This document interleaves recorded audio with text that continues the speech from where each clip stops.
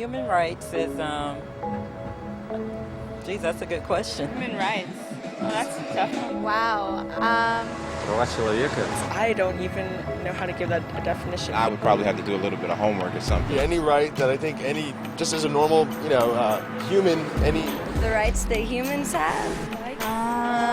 Oh, that's a very large debate. Menneskeret kan betyde mange ting. Tú le puedes preguntar a 20 personas y te van a dar 20 diferentes opiniones. Non saprei, una domanda complicatissima. Yes, we just take them for granted that they're there, but we don't even consider what they are.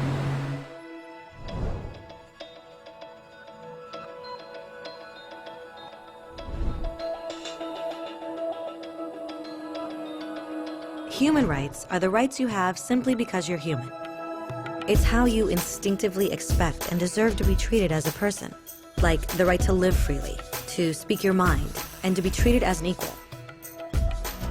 There are many kinds of rights. Most apply to a certain group. But human rights are the only ones that apply to absolutely everyone, everywhere. That means kids, old people, poor people, basketball players, garbage men, rappers, teachers, Africans, Indians, Albanians, Christians, Muslims, Kabbalists, atheists, your mom, your dad, your next door neighbor, and you all have the exact same human rights. In other words, they're universal. But the question remains, what are they?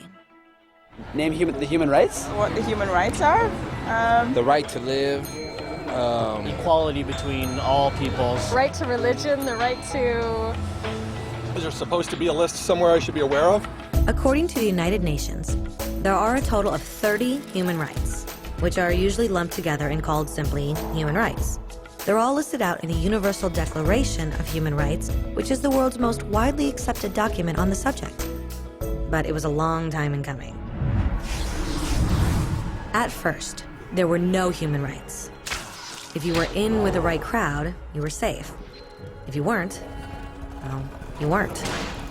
But then a guy named Cyrus the Great decided to change all that. After conquering Babylon, he did something completely revolutionary. He announced that all slaves were free to go. He also said people had the freedom to choose their religion, no matter what crowd they were a part of. They documented his words on a clay tablet known as the Cyrus Cylinder. And just like that, human rights were born. The idea spread quickly to Greece, to India, and eventually to Rome. They noticed that people naturally followed certain laws, even if they weren't told to. They called this natural law, but it kept getting trampled on by those in power. Not until 1,000 years later in England did they finally get a king to agree that no one can overrule the rights of the people, not even a king. People's rights were finally recognized, and they were now safe from those in power. Kind of. It still took a bunch of British rebels declaring their independence before the king got the point that all men are created equal. Which isn't to say he liked the idea, but he couldn't stop them, and America was born. The French immediately followed with their own revolution for their own rights. Their list was even longer, and they insisted that these rights weren't just made up. They were natural. The Roman concept of natural law had become natural rights. Unfortunately, not everyone was so thrilled. In France, a general named Napoleon decided to overthrow the new French democracy and crown himself emperor of the world. He almost succeeded, but the countries of Europe joined forces and defeated him. Human rights was again a hot topic. They drew up international agreements, broadly granting many rights across Europe. But only across Europe. The rest of the world somehow still didn't qualify. Instead, they got invaded, conquered, and consumed by Europe's massive empires. But then a young lawyer from India decided enough was enough. His name was Mahatma Gandhi, and in the face of violence, he insisted that all people of Earth had rights, not just in Europe. Eventually, even Europeans started to agree. But it wasn't going to be that easy. 2 world wars erupted. Hitler exterminated half the Jewish population of Earth in horrifying Nazi death camps.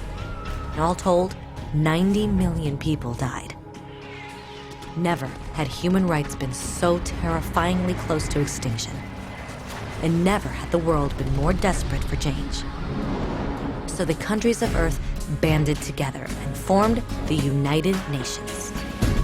Their basic purpose was to reaffirm faith in fundamental human rights, in the dignity and worth of the human person. But what were human rights? Were they the proclamations of Cyrus, the natural laws of Rome, the declarations of France? Everyone seemed to have a slightly different idea of what human rights should be. But under the supervision of Eleanor Roosevelt, they finally agreed on a set of rights that applied to absolutely everyone. The Universal Declaration of Human Rights. The French concept of natural rights had finally become human rights. So, in summary, at first, only a few lucky people had any rights, until one of those guys decided, hey, other people should have some rights too, which was great, except not everyone agreed. And it only took a few thousand years of fighting and declarations and more fighting until everyone finally agreed that human rights should apply to everyone. And they all lived happily ever after. Except for one little problem. If people have the right to food and shelter, why are 16,000 children dying of starvation every day? 1 every 5 seconds. If people have freedom of speech, why are thousands in prison for speaking their minds? If people have the right to education, why are over 1 billion adults unable to read? If slavery has truly been abolished, why are 27 million people still enslaved today? More than twice as many as in 1800. The fact is, when it was signed, the Universal Declaration of Human Rights did not have the force of law. It was optional. And despite many more documents, conventions, treaties, and laws, it's still little more than words on a page. So the question is, who will make those words a reality? I have a dream today. When Dr. King marched for racial equality, he was marching for rights that had been guaranteed by the United Nations for almost 2 decades. But still, he marched. When Nelson Mandela stood up for social justice in the 1990s, his country had already agreed to abolish such discrimination for almost 40 years. But still, he fought. Those who fight today against torture, poverty, and discrimination are not giants or superheroes. They're people. Kids, mothers, fathers, teachers. Free-thinking individuals who refuse to be silent. Who realize that human rights are not a history lesson.